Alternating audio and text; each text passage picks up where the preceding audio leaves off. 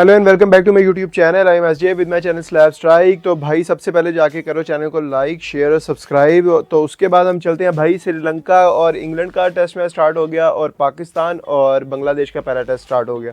तो सबसे पहले तो हम पाकिस्तान और बांग्लादेश के बारे में बात करेंगे। तो भाई बांग्लादेश और पाकिस्तान का मैच, यार जितने अच्छे यहाँ से व्यूज़ आ रहे थे ना, सबसे पहले इस मैच के बारे में बात करने से पहले मैं बात करूँगा विकेट की। देखिए, अगर हमने क्रिकेट को अपनी बेहतर करना है और चीज़ों को अच्छे तरीके से मेंटेन करना है और हमें इन्हीं पिचेस से और इन्हीं जगहों से, इन्हीं ग्राउंड से अगर कोई अच्छे प्लेयर चाहिए होंगे, तो सबसे पहले हमें ग्राउंड्स और ग्राउंड्स की कंडीशन बेहतर हो। उसके बाद जो मेन है हमारे बैटर्स के लिए, पिचेस वैसी हों।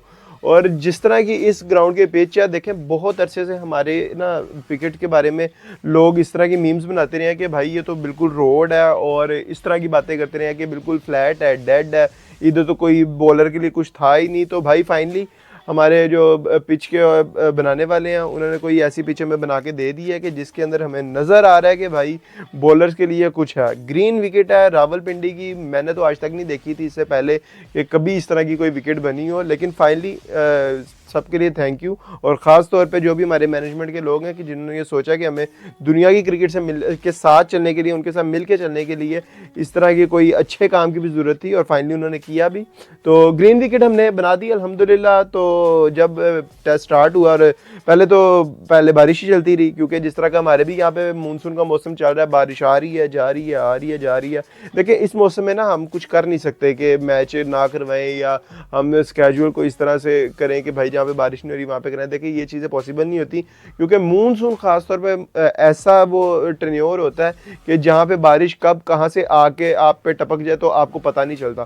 तो इस बारिश का तो नहीं पता था, और जिसकी वजह से पहले जो सा सेशन है उसका खेल भी नहीं हो सका, और जो सा टॉस ही है वही जो है आफ्टर लंच हुआ, और बांग्लादेश ने पहले टॉस जीत के पाकिस्तान को बैटिंग की दावत दी। और अल्हम्दुलिल्लाह मुझे ये बताते हुए बहुत प्राउड फील हो रहा है कि जब हम बैटिंग के लिए फील्ड के ऊपर आए और हमने पिच के ऊपर आते साथ ही जो हरकतें करना शुरू की, देखिए नाचना कंफर्म था भाई। इतना मैं कहता हूँ कोई वो बसंती नहीं नाची होगी, इतनी राधा नहीं नाची होगी जितना कि ये लोग जो से है ना पिच के ऊपर नाचते हैं। आते साथ ही इन्होंने नाचना शुरू कर दिया।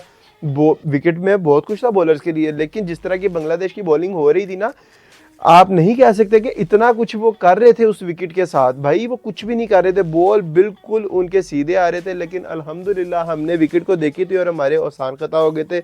हम भूल गए थे कि हम पाकिस्तान में खेल रहे हैं। हमारे जहन में शायद ये आ गया था कि हम शायद पर्थ या एडलेड या इस तरह की मेलबर्न की किसी पिच के ऊपर खेल रहे हैं कि जहाँ पे ग्रीन विकेट ही नज़र आ रही है। भाई थोड़ी सी आंखें उठा के देखते, आसपास देखते, वही ग्राउंड था, वही क्राउड था। देख कम से कम उनकी ड्रेसिंग देख लेते, तुम्हें पता चल जाता। और मुझे तो यहाँ पे हो रहा है कि जो वहाँ पे अनाउंसर बैठा हुआ था, यार वही वहाँ पे कोई पाकिस्तान के गाने को इस तरह के प्ले कर देता, कुछ इस तरह कर देता कि हमारे प्लेयर्स को पता चल जाता कि यार वो कहीं और बाहर नहीं, वो अपनी कंट्री में ही क्रिकेट खेल रही हैं, और ये पिच उन्हीं की पिच है, ये ग्राउंड उन्हीं का होम ग्राउंड है। लेकिन खैर वो भूल गए, और उनके भूलने की वजह से क्या हुआ कि अल्हम्दुलिल्लाह हमारे जो अब्दुल्ला शफीक हैं वो आते साथ ही एक इतनी वाइड बॉल को जाके वो प्लेस कर रहे हैं, और उन्होंने गली के अंदर कैच दे दिया। और देखें ये शॉट तो उनकी शॉट सिलेक्शन तो बहुत बुरी थी, वो तो कहना पड़ेगा, लेकिन जो इसके अंदर आउटस्टैंडिंग थी ना वो कैच था यार।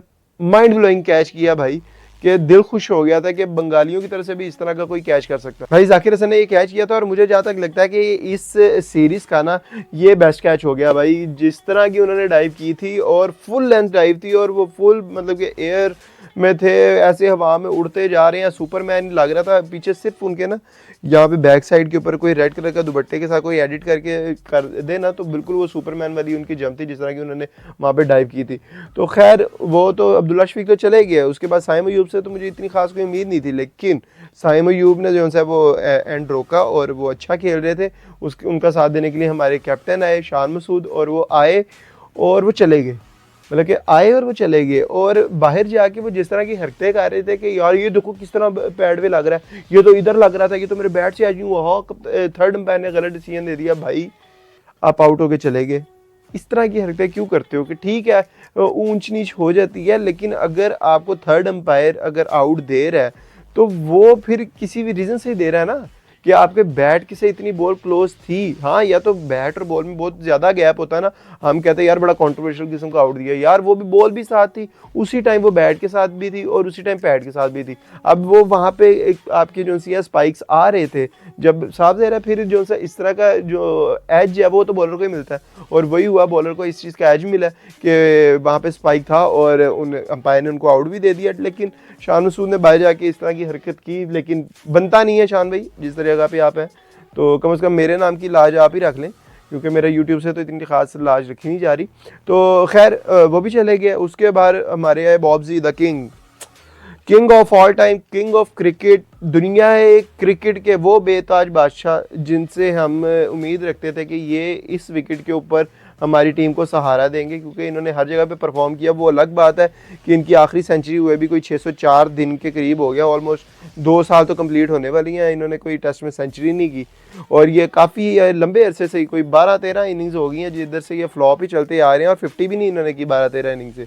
हाय वो उनसे उम्मीदें थी और किंग ने आके वही जुलाब किया। हम तो एक साइड पे अरशद नदीम को याद करके बैठे हुए थे कि यार अरशद नदीम को जितना इंस्पायर हमारी कौम को कर दिया हुआ है ना, तो हमारे क्रिकेटर भी ज़रूर इससे इंस्पायर हुए होंगे।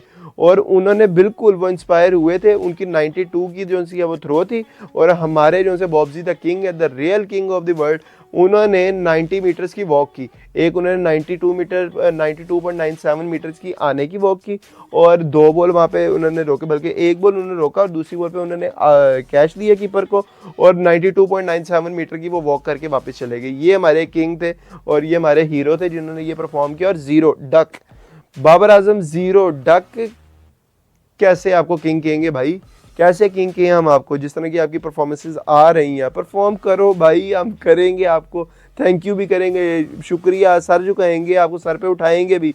लेकिन इस तरह की परफॉर्मेंस के साथ आप कहते हैं कि आपको किंग कहा जाए और आपको चांस दिए जाए। और मैं देख रहा था इनके स्टांस देख रहा था ख़ास तौर पे कि यार अगर आप टेस्ट क्रिकेट खेल रहे हैं, आप सबसे पहले आगे अंपायर से कहते हैं कि भाई मैं मिडल या मैं लेग स्टंप लूँगा। जब आप उससे पूछते हैं कि मैं सही खड़ा हूँ, उसके बाद आप लेते हैं स्टांस, और उसके बाद आप कोई बॉल खेलते हैं। तो इसके अंदर उन्होंने क्या किया, उन्होंने स्टांस लिया, उसके बाद वो एक कदम आगे हुए हैं अपनी पीछे से। उन्होंने देखे अगर ये पीछे से वो एज पे कैच आउट ना भी होते ना, वो बना के एक बॉलर उनको वहीं पे वो लेफ्ट आर्म बॉलर लगा के उसको बॉल अगर वहां से स्विंग करवाते आउट स्विंग, और लेग स्टंप से बाहर रख के 4th विकेट से उसको आउट स्विंग करवाते, तो हमारे बाबर आजम को कैच आउट करने की जरूरत ही नहीं थी, उन्होंने बोल्ड हो जाना था। तो वही हुआ, लेकिन बोल्ड तो नहीं हुए, लेकिन वो कैच आउट होकर चले गए, क्योंकि बैक से उनकी स्टंप बिल्कुल नजर आई थी। कहीं ना कहीं उन्होंने इस चीज़ का चांस लेना था कि मैं बोल्ड ना हो जाऊँ, तो उन्होंने वो चांस लिया, उन्होंने खेलने के लिए गए। वो अलग बात है, उनको बैट को लगी और वो आउट होके बाहर चले गए। और हमारे तकरीबन कोई 14-15 स्कोर पे 3 आउट हो चुके थे, और हम इसी तरह के क्रिकेट खेलते हैं, और उसके बाद हम कहते हैं कि हम इनको सपोर्ट भी करेंगे।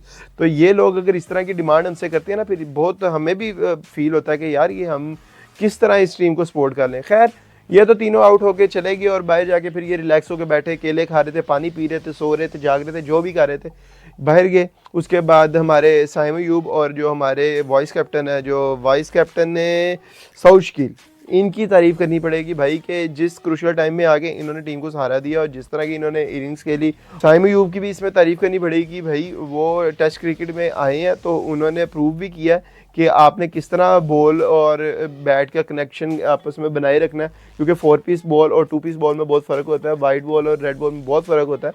और उन्होंने पहले टाइम लिया, अपनी इनिंग्स बिल्ड की है, और जिस तरह की उन्होंने इनिंग्स जो सी अपनी बिल्ड की थी, वो देखने का मज़ा भी आया। उनकी शॉट सिलेक्शन काफ़ी अच्छी थी, मैच्योर क्रिकेट खेल रहे थे, इसी चीज़ की हमें ज़रूरत थी।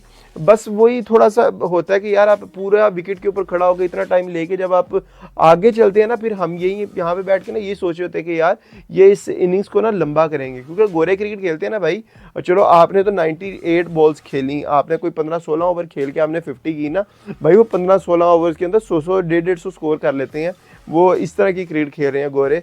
तो चले इन्होंने 50 कर ली, जो अच्छी बात है, उस टाइम पे टीम को ज़रूरत भी थी, लेकिन 56 पे आके फिर आउट भी हो गए। यार इतने सेट बैट्समैन और इस मौके पे आउट हो जाए ना आके, तो वो फिर हम बाहर बैठ रहे जो देख रहे होते हैं ना, उनको भी गुस्सा आता है। खैर ये भी आउट हो गए, लेकिन उसके बाद हमारे जो उनसे रिजवान आ गए और उन्होंने भी टीम को ठीक है सहारा दिया हुआ है, सौशकिल के साथ वो भी खड़े हैं। तो जो पहले दिन का जब तक ये खेल खत्म हुआ था तब तक सिर्फ 41 ओवर हुए थे और आई थिंक 150 के राउंड अबाउट स्कोर था और 4 आउट हो गए हुए थे। उम्मीद तो ये कर सकते हैं कि आगे आने वाले दिन भी जो उनसे हैं वो हमें क्रिकेट ही देखने को मिलेगी बजाय कि बारिश मिले। तो लेट्स सी ये बारिश मैच पूरा होने देगी नहीं होने देगी, लेकिन मेरी जो प्रेडिक्शन अभी से है वो यही है कि ये या तो टेस्ट ड्रॉ होगा या तो पाकिस्तान जीत जाएगा, क्योंकि बांग्लादेश के चांसेस मुझे इतने ख़ास नहीं लग रहे। तो आज के लिए इतना ही। अगर अभी तक मेरे से जुड़े हुए तो चैनल को लाइक करो, शेयर करो, सब्सक्राइब करो।